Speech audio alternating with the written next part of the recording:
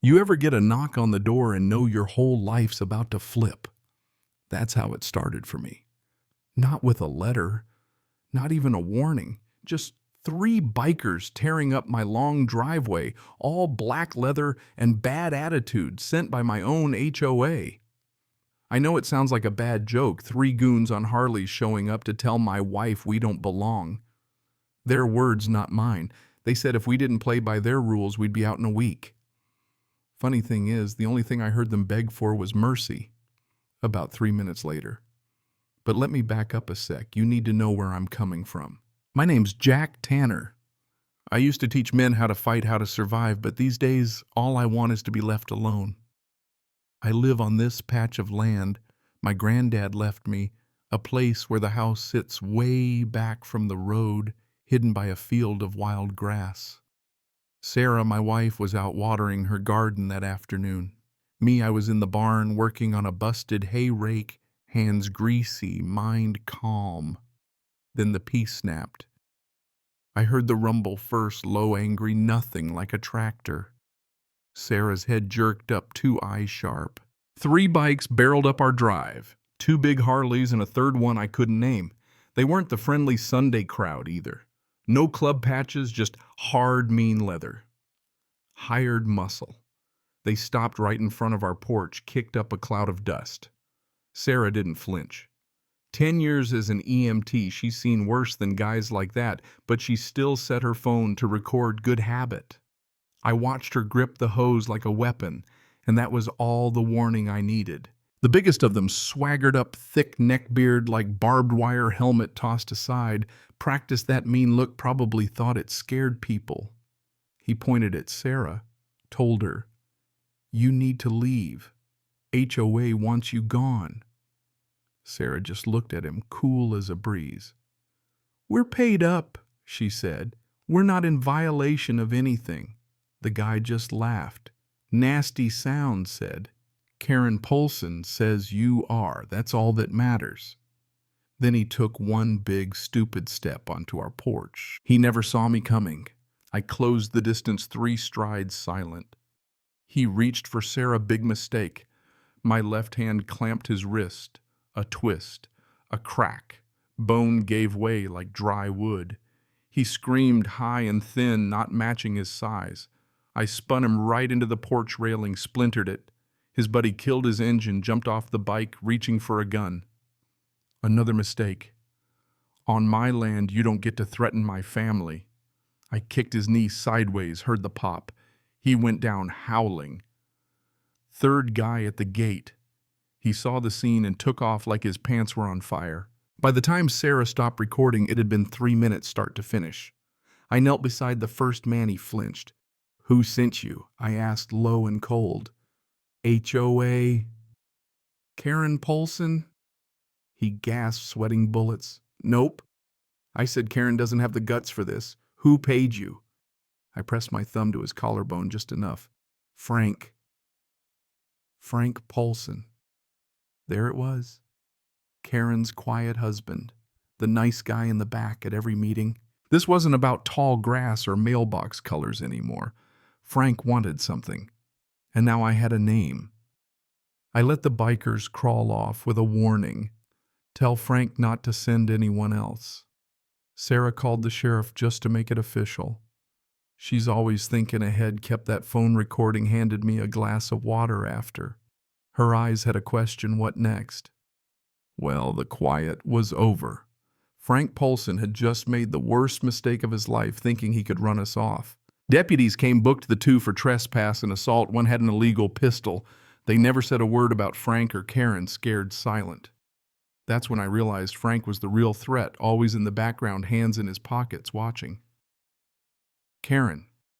She was just the noise, the barking dog on a leash. 6 months back, it started small violation notices, nothing serious. See, our farm isn't part of the new Oakage Meadow subdivision, but some legal quirk gave their HOA authority.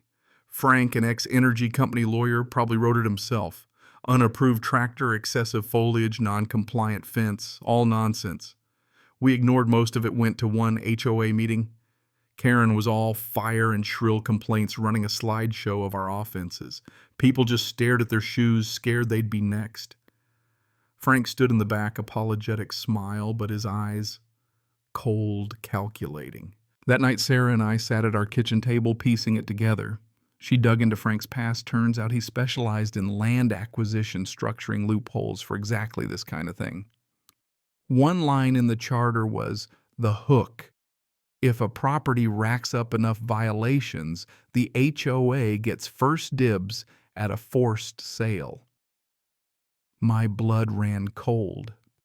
This was never about the rules. It was a setup to bury us in fines until we had to sell. And Frank would snap it up for pennies. The biker stunt was escalation. They were getting impatient. But why our land's good, but not special, 100 acres a creek, just home? Maybe he missed something, Sarah said, pulling up a satellite map. Our green rectangle, wild, untamed, next to the cookie-cutter houses.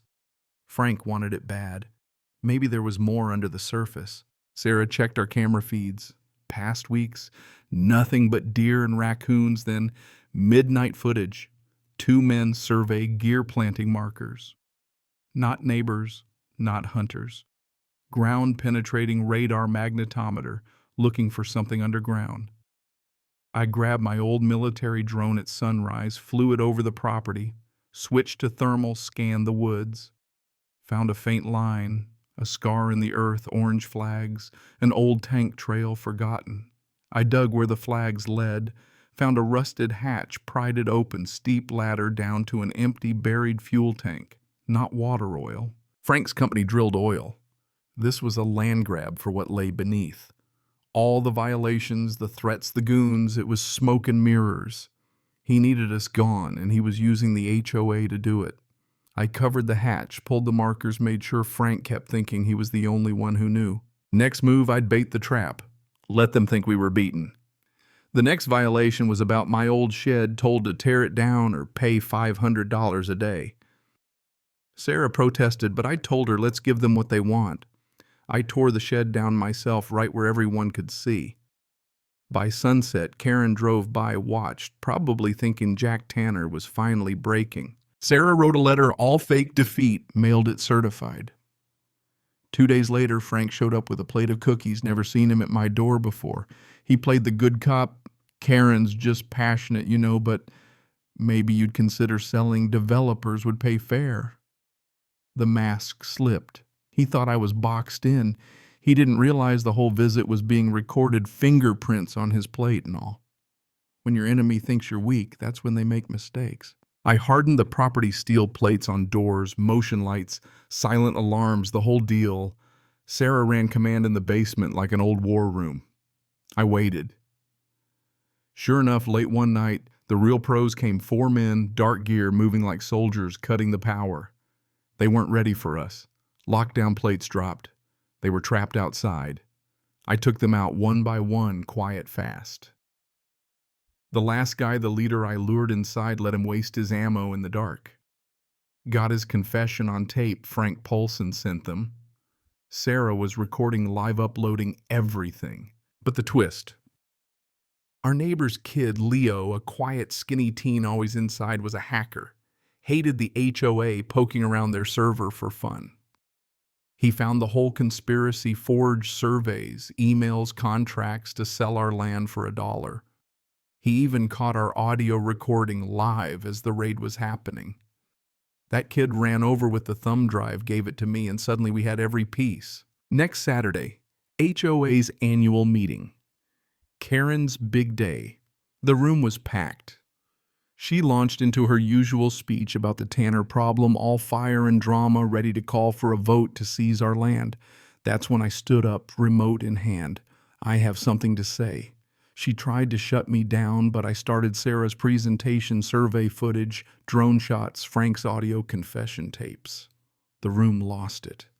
People gasped, pointed. That's the pool money when the missing funds showed up. The sheriff stepped in, arrested Frank and Karen on the spot. Karen sobbed. I didn't know, but it was over. After the county dissolved the HOA, the press ran the oil story. and a big oil exec came to my door with a check that could set us up for life.